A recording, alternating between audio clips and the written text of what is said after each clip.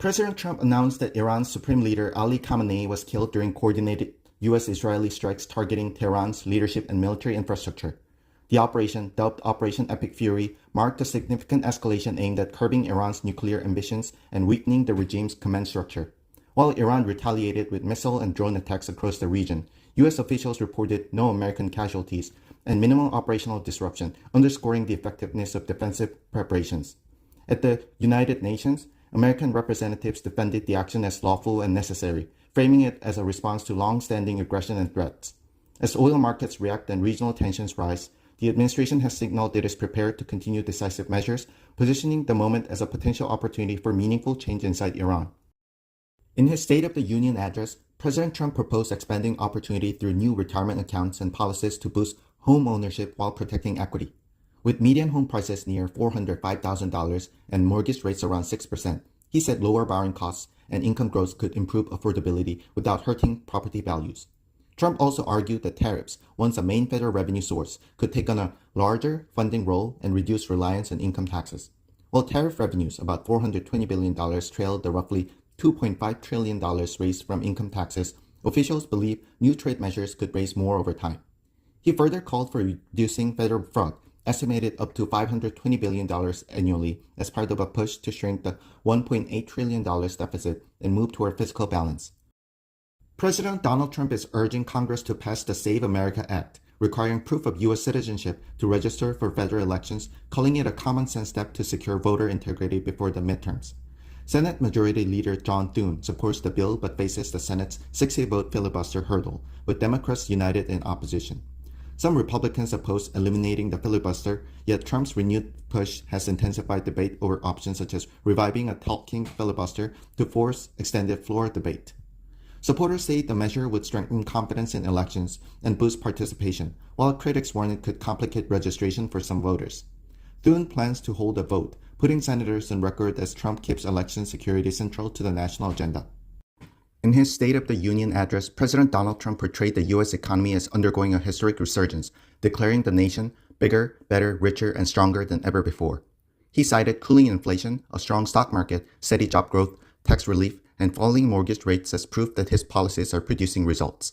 Trump outlined affordability proposals, including limits on large-scale home investors, broader retirement investment access, lower prescription drug costs, and protections against AI-driven electricity price hikes. While critics note continued voter unease over living costs, he argued that reforms in trade, energy, healthcare, and immigration are rebuilding economic strength after prior mismanagement. Casting his agenda as pro-growth and populist, Trump positioned himself as a champion of working Americans focused on securing lasting prosperity ahead of. After the Supreme Court of the United States struck down a large share of President Donald Trump's second-term tariffs, the administration quickly enacted a temporary 15% global tariff to preserve trade leverage and revenue stability. Early estimates indicate the effective tariff rate will dip slightly from last year's peak, potentially easing consumer pressure while maintaining a meaningful flow of federal income. Although businesses bore much of the earlier tariff costs, the economy proved more resilient than many analysts expected, entering 2026 on firmer footing. Even at a somewhat lower rate, the revised tariff structure could still raise over $1 trillion, aiding efforts to address the national debt while preserving policy flexibility. With additional legal and trade negotiations ahead, the administration's recalibrated approach leaves room to balance growth, competitiveness, and fiscal discipline. Aileen Gu, the American-born skier who switched to represent China, was listed in a 2025 public budget as receiving millions from the Beijing Municipal Sports Bureau. The document showed Gu and fellow U.S.-born figure skater Zhu Yi were allocated $6.6 million for 2025, part of nearly $14 million over 3 years, highlighting Beijing's lavish spending on foreign-born stars.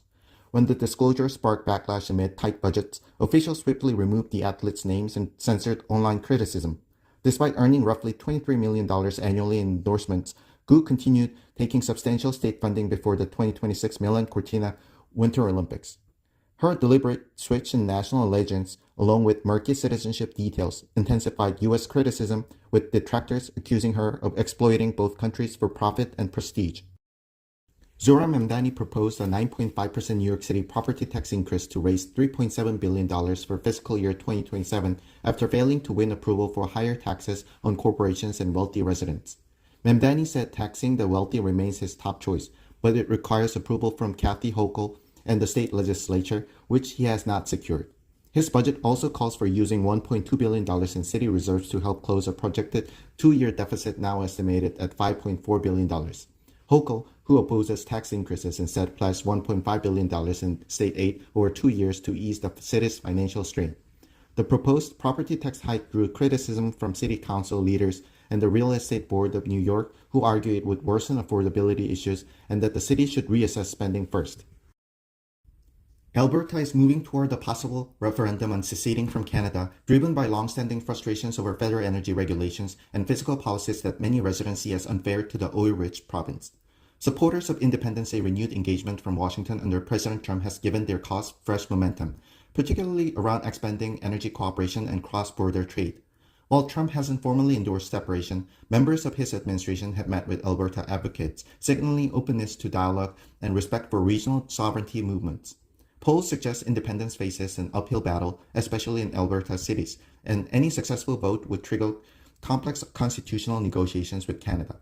Even so, the debate has energized provincial politics, underscoring how shifts in U.S. leadership can reshape conversations about economic freedom and self-determination beyond America's borders.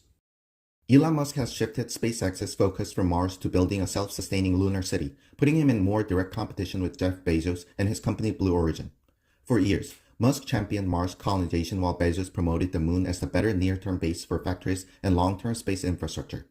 The pivot comes as SpaceX prepares to go public and faces political and financial pressures, including NASA moon contracts and the technical challenges of reaching Mars. Although SpaceX dominates launch frequency compared with Blue Origin, it has yet to fully achieve with key milestones such as orbital Starship missions and lunar lander commitments. The intensifying rivalry signals a new billionaire-driven space race, echoing the Cold War era, but centered on private companies competing to establish a lasting human presence on the moon.